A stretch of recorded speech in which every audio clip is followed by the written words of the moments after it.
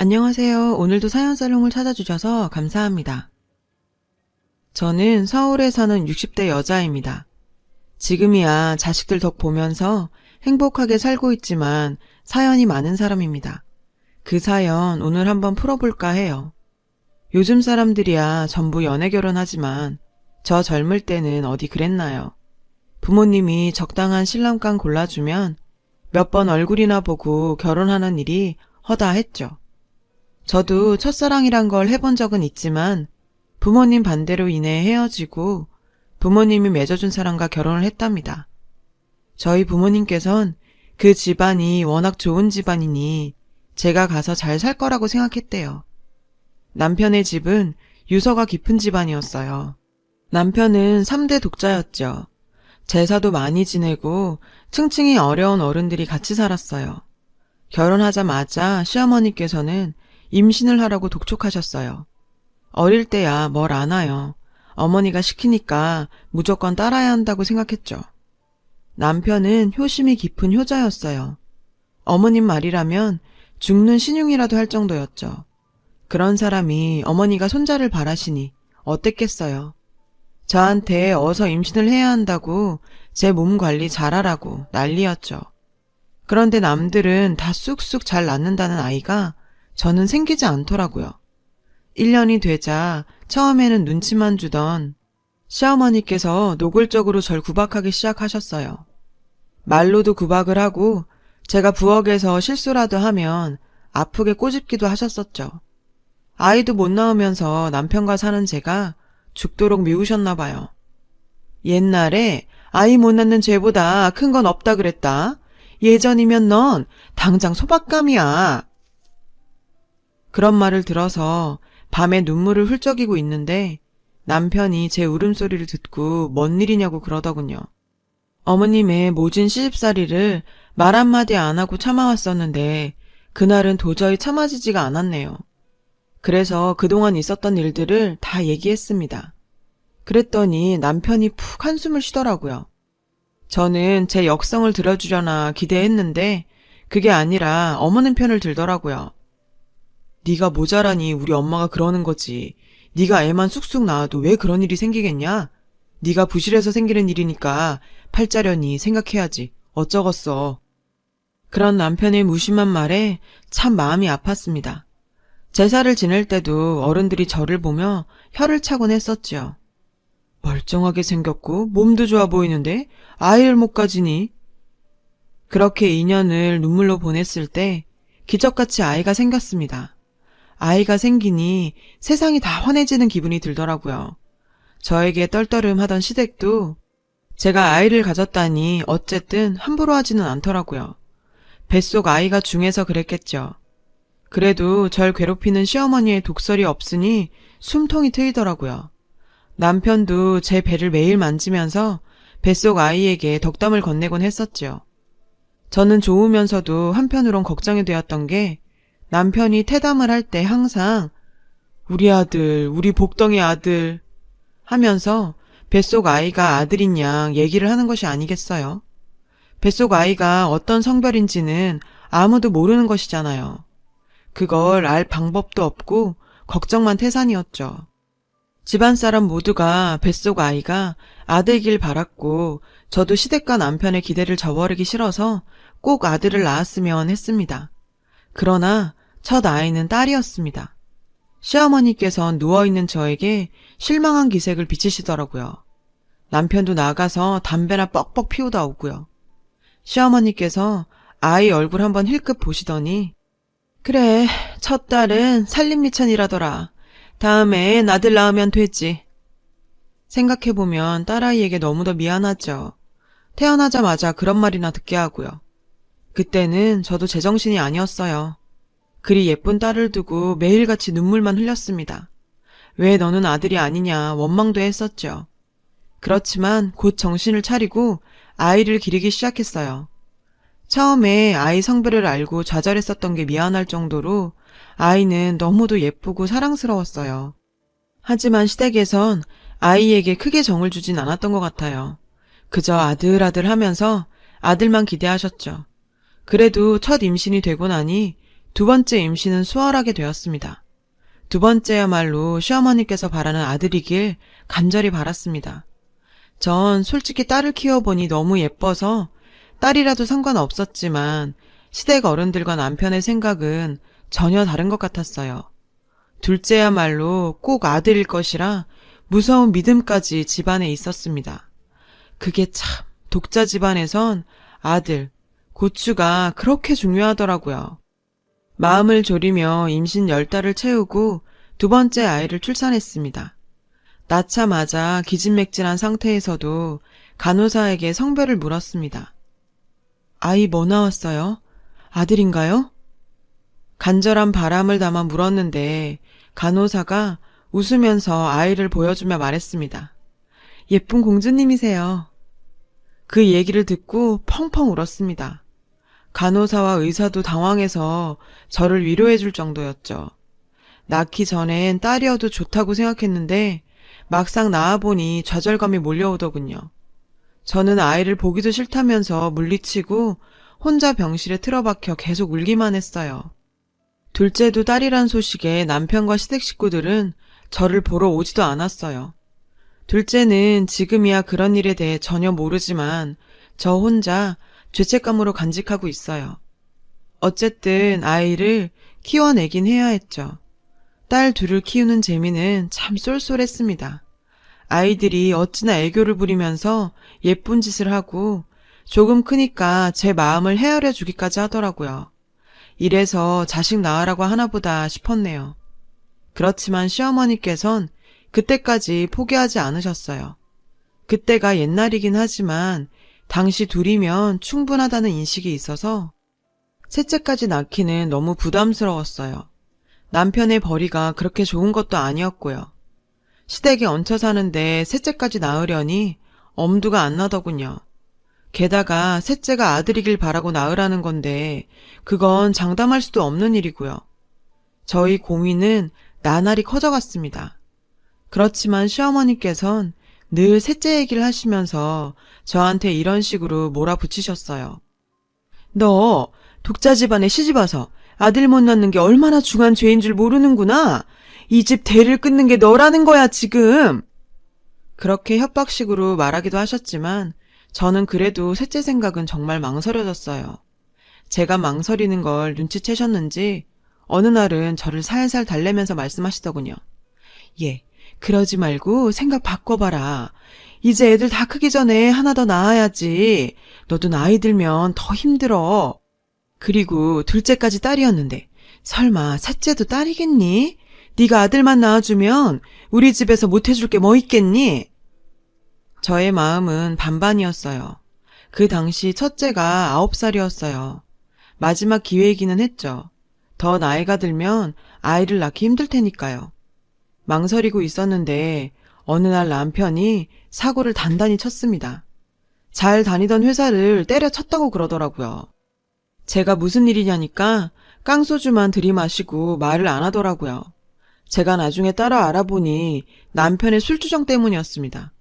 남편은 주사가 심했거든요.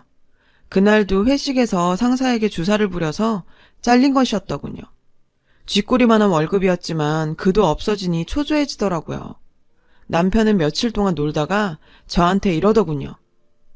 아버지가 당신이 셋째만 가지면 가게 물려주신다는데.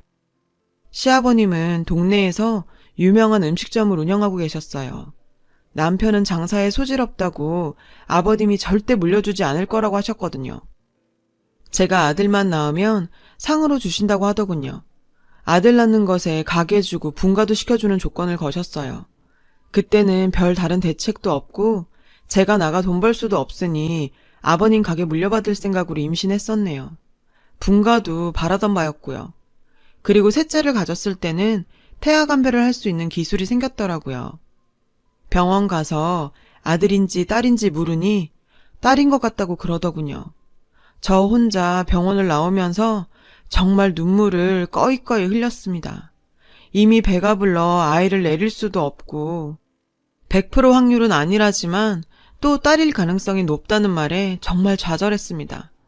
아버님이 아들을 낳아야만 가게를 물려주신다 했는데 이제 어떻게 사나 걱정도 되었고요. 남편은 다시 취직할 생각은 전혀 없이 집에서 놀고 먹고 제가 아들 낳기만 바라더군요.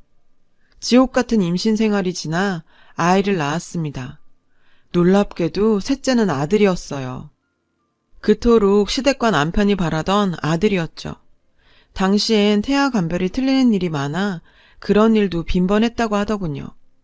결혼한 지 10년이 지나 얻은 아들은 정말 금쪽같이 귀했습니다. 딸들이 눈치챌까 내색은 안 했지만 딸들은 이미 머리가 클 대로 커서 그 분위기 다 느꼈었겠죠. 시어머니는 딸을 낳았을 때와는 다르게 아이를 내려놓지를 못하시고 매일 싱글벙글이셨어요. 이제야 모든 일이 잘 풀리나 보다 했습니다. 어쨌든 시댁에서 원하는 아들을 낳았으니 이 집에서 더 이상 서러울 일 없겠다 생각했는데 완전히 오산이었죠. 아버님은 제가 아들을 낳자마자 가게를 물려주겠다던 말을 싹 없던 일로 해버리시는 거예요. 돈이 없는데 분가는 꿈도 못 꿀 일이었죠. 결국 시부모님께 빌붙어서 하루하루 사는 신세가 되었습니다. 제게 남겨진 건 독자 집안 아들 낳아줬다는 명예였지만 저는 그거 쓸모 없었어요. 갖고 싶지도 않았고요. 아들을 낳고 돌까지 키울 때까지도 남편은 일을 하지 않았었네요. 사태의 심각성을 느낀 시부모님께서 저희 부부를 불러서 호되게 야단치셨어요. 아이가 셋인데 놀고 먹고 뭐 하는 거냐고요. 사실 저는 놀고 먹은 적이 없었어요. 어른들 모시고 집안일하고 아이 키우느라 바빴죠. 억울했지만 부부는 세트니까 가만히 듣고 있었습니다. 이제부터 너희 둘 가게 나와서 일하고 월급 받아가라. 어차피 직원 두느니 너희가 일하는 게 낫지. 가게를 준다는 말은 쏙 사라지고 직원 대신해서 일하란 말이더군요. 그렇지만 그땐 가게를 물려받는 건 언감생심이었고 그렇게라도 돈을 벌어 아이들이랑 생활할 수 있다는 것에 감사했어요. 처음엔 남편과 둘이 나가 서빙도 하고 주방일도 도우면서 월급을 받아서 좋았는데 남편은 서서히 태만해지더군요. 제가 두 몫의 일을 하기도 했고요. 부모님 가게이다 보니 열심히 안 해도 될 것 같았나 봐요. 점점 밖으로 돌아다니고 친구들을 만나러 간다는 둥 하면서 나돌기 시작했죠. 시아버님이 가끔 혼을 내셨지만 귀한 독자 아들인지라 크게 야단치시진 않더라고요. 저희 시어머님도 남편 기죽이지 말라고 야단 법석이셨고요. 30대 후반에 아이가 셋인데도 아들 기죽이는 걸 걱정하시는 게 어이가 없었죠. 하루하루 근근히 때우면서 또 10년 세월을 살았습니다. 남편은 무능력했고 저는 힘들었지만 그래도 아이들이 있기에 희망을 가졌었고 시부모님께서 가게가 탄탄하시니 언젠가 물려줄 거라는 실 같은 희망도 있었어요. 그렇게 하루하루 살던 어느 날 날벼락 같은 일이 벌어졌습니다. 남편이 바람을 피운 것이었죠. 동네 아주머니께서 저한테 귀뜸을 해주셨고 저는 남편 뒤를 몰래 밟았습니다. 그 여자의 신상에 대해 알아내고 둘의 불륜 장면도 목격했죠. 하늘이 무너지는 것 같았습니다. 능력 없는 것이야. 그래. 내 남편이니 같이 살아야 하니 그렇다 쳐도 바람까지 피운다니요. 제 안에 참아왔던 분노가 모두 터졌습니다. 결혼해서부터 당해왔던 시집살이에 아들 타령들, 무심하고 무능력한 남편에 대한 원망, 그 모든 감정이 뻥 터졌습니다. 아이들은 집에 두고 친정으로 도망을 나왔어요. 친정 부모님 얼굴을 보자마자 참아왔던 눈물이 펑 터졌습니다. 저희 부모님도 제가 시집살이 어지간히 당하고 사는 줄은 아셨지만 남편이 바람까지 피운다는 사실에는 크게 분노를 하셨어요. 그렇게 며칠 동안 친정에서 지내면서 아무 생각 없이 멍하게 눈물만 흘리며 지냈습니다. 며칠 사이에 살이 5kg나 빠질 정도였죠. 앞으로 대체 어떻게 살아야 하나, 남편과 다시 살자니 그건 죽도록 싫고 혼자 살자니 대책이 없었습니다. 그런데 갑자기 벨이 울리더군요. 밖을 내다보니 저희 아이 셋이 찾아왔더군요. 아이들의 얼굴을 본 순간 같이 얼싸안으며 울었습니다. 아이들은 저보고 저희들 버리지 말라고 오열하더군요. 그 아이들을 어찌 버릴 수 있었겠어요. 사실 그 며칠 동안 저는 죽음까지 생각했었답니다. 남편의 배신을 견딜 수 없었거든요. 하지만 아이들의 얼굴을 본 순간 제가 기운을 내서 반드시 살아야겠다 싶더라고요. 그날로 아이들을 저희 친정으로 빼내왔습니다. 남편과는 별거를 시작했어요. 남편은 자기 사전에는 이혼은 없다고 버티더군요. 하지만 남편으로서나 아빠로서의 역할은 전혀 하지 않더군요. 그 동네에 아는 이웃에게 들으니 상가녀와 놀아나느라 바쁘고 시댁에서도 그리 신경 쓰지 않는다고 하더라고요. 그러면서 저희 아이들에 대해 이렇게 말했다더군요. 핏줄보다 강한 건 없지. 지금이야 어리니까 지 엄마 따라 나서지만 곧 있으면 정신 차리고 자기들 근본 찾아올 게 뻔해. 나가려면 나가라 그래. 어차피 지들이 피가 땡겨서 찾아오게 되어 있다니까. 물론 아이들이 커서 선택은 아이들 몫이었지만 그렇게 호언장담했다니 기가 막히더군요. 남편의 피가 섞였으면 제 피도 섞인 것인데요. 어쨌든 그날부터 저는 죽을 고생을 해가며 청소 일을 해서 아이들을 키웠습니다. 그 당시 큰애는 벌써 고등학생이었죠. 대학을 보내는 것도 남편의 도움 없이 정말 힘들었어요.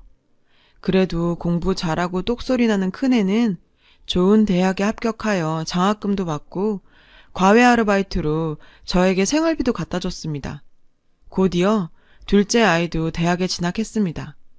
그러고 나니 막내 아들이 남아있긴 하지만 한결 홀가분해지더군요. 딸애들은 차별받고 컸으면서도 지 동생 위하는 마음이 어찌나 끔찍했는지 몰라요.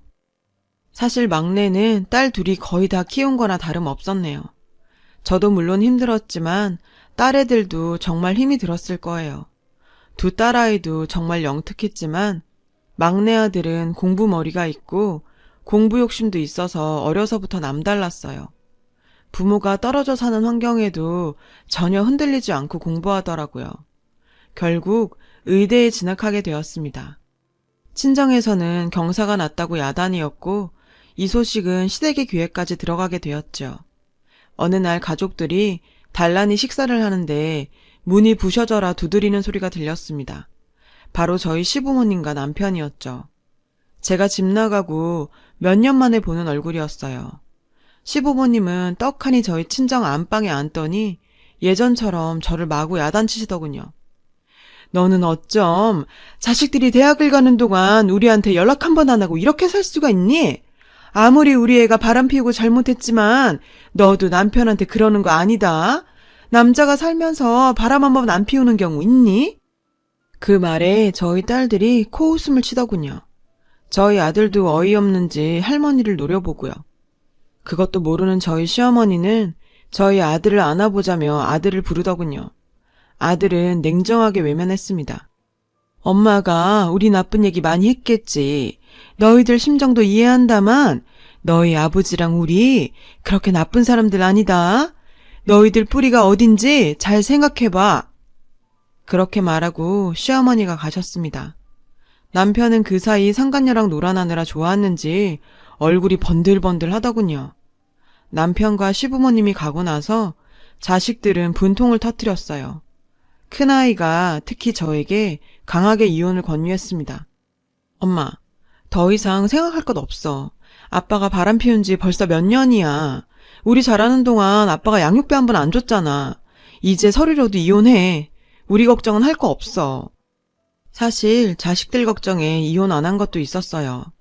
결혼할 때까지는 그냥 서류라도 남겨둘까 했었는데 딸아이 둘과 아들 녀석이 전부 반대하더군요.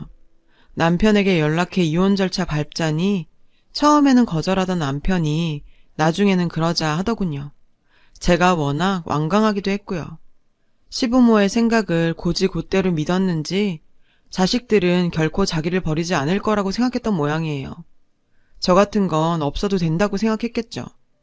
그렇게 이혼을 결정짓고 속이 후련해졌어요. 서류까지 끝내고 나니 하늘을 날아갈 듯 후련하더라고요. 늦었지만 모든 정리를 다 끝낸 것이 잘한 일이다 싶더군요. 자식들 키워놓고 나니 좋은 조언도 듣고 자식 덕보는 게 있다 싶었습니다. 그렇지만 이혼 후에도 종종 시댁에선 저에게나 저희 아들, 딸들에게 연락을 했습니다. 딸들도 좋은 회사 다니고 아들이 의대 다닌다니 자기들이 조부모라고 덕볼 게 좀 있나 싶었는지 계속 들러붙더라고요. 아이들이 저희들끼리 뭔가 상의를 한참 하더니 저에게 말했습니다. 자기들 성을 제 성으로 바꾸고 싶다고요. 저는 처음엔 깜짝 놀랐습니다. 남편의 성과 제 성은 모두 흔한 성은 아니었어요. 그래도 성만은 아빠를 따라야 하지 않나 하고 옛날 생각을 했는데 아이들 생각은 다르더라고요. 어차피 아빠로 생각하지도 않는데 허울뿐인 성만 가지고 있으면 뭐하냐고 신랄하게 말하더군요. 아이들의 뜻을 꺾을 수 없었고 아이들이 주장하는 대로 성을 제 성으로 바꿨습니다. 처음에는 성이 바뀌니 좀 어색했는데 자꾸 부르고 적응하다 보니 괜찮아지고 오히려 좋은 느낌이더라고요. 성을 바꾸고 몇 달 후 아무것도 모르는 시어머니가 찾아오셨어요. 그날은 아주 강경하게 셋째 아들을 데려가야겠다고 하시더군요. 우리 집안 장손인데 여기서 계속 이러고 있을 순 없지 않니? 장래 의사도 될 아이고 너한테 언제까지 맡겨둘 수 없겠다. 영민아, 너도 알지? 너 우리 집안 4대 독자야. 4대 독자가 이렇게 엄마한테서 있으면 되겠니? 아빠 찾아와야지. 저희 아들에게 이렇게 말하는데 아들이 결심한 듯 방에 가서 서류 한 장을 가지고 오더라고요. 그 서류를 보고 저희 시어머니가 거의 거품을 물듯 하면서 뒤로 자빠지셨어요.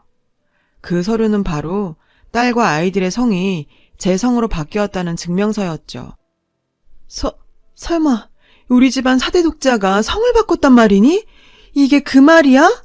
어떻게 이런 일이 있을 수 있어? 어? 너 도대체 애들한테 무슨 게임을 했길래 애들이 이러니? 저한테 마구 해대는 시어머니에게 아들은 버럭 소리 질렀습니다. 엄마가 뭘 어쨌다고 그러세요? 아빠 성 말고 엄마 성 따르기로 한 건 누나들이랑 제 선택이에요. 할머니가 간섭하실 게 아니라고요. 그리고 저 이제 4대 독자라고 하지 마세요. 지긋지긋하니까요. 아들이 그렇게 말하니 시모가 통곡을 하더라고요. 계속 어떻게 이런 일이 있을 수 있냐고 하는데 이미 성은 바뀐 참이고 할 수 있는 일은 없었죠. 시어머니가 거의 쓰러질 듯 비틀대면서 주저앉아 있다 가시고 그 일은 그렇게 마무리가 되었습니다. 인생 참 재밌는 것 같아요. 첫째 딸 낳고 좌절했던 것이 엊그제 같은데 자식들이 다 커서 제 편을 들어주고 이렇게 든든하다니요. 이후로도 시댁과 남편이 포기한 것은 아니었지만 자식들은 자기들 성도 바꿨다며 무시하기 일쑤였고 결국 그들이 손을 들었습니다. 4대 독자라고 그렇게 난리를 치더니 호적에 올리기만 급급했지 정작 아이들한테는 관심도 없었고 그런 아이들이 선택한 일에 대해선 바꿀 수가 없었던 것이죠. 아들은 요새 여전히 공부를 열심히 하고 있어요. 의사 되기가 쉽지 않더라고요. 얼마나 열심히 하는지 고3 저리 가라 해요. 첫째는 얼마 전에 시집을 갔고 둘째 딸은 연애하고 회사도 다니면서 지들 나름대로 재미있게 살고 있어요. 저희 부모님도 아직 건강하셔서 제 자식들 효도도 받으시고 기분이 참 좋은 나날입니다. 자식들이 제 체면을 다 세워주는 것 같아요. 소식 들어보면 시댁에서는 매일같이 저와 자식들 흉을 보거나 한탄을 한다고 하더군요. 그렇지만 자기들도 더는 어쩔 도리가 없죠. 이런 거 보면 인생사 인과응보는 반드시 있다는 생각이 듭니다. 두서없는 제 사연을 들어주셔서 고맙습니다. 여러분, 사연 댓글에 응원과 현명한 조언 부탁드려요. 좋아요와 구독은 저에게 큰 힘이 됩니다. 오늘도 좋은 일 가득하세요.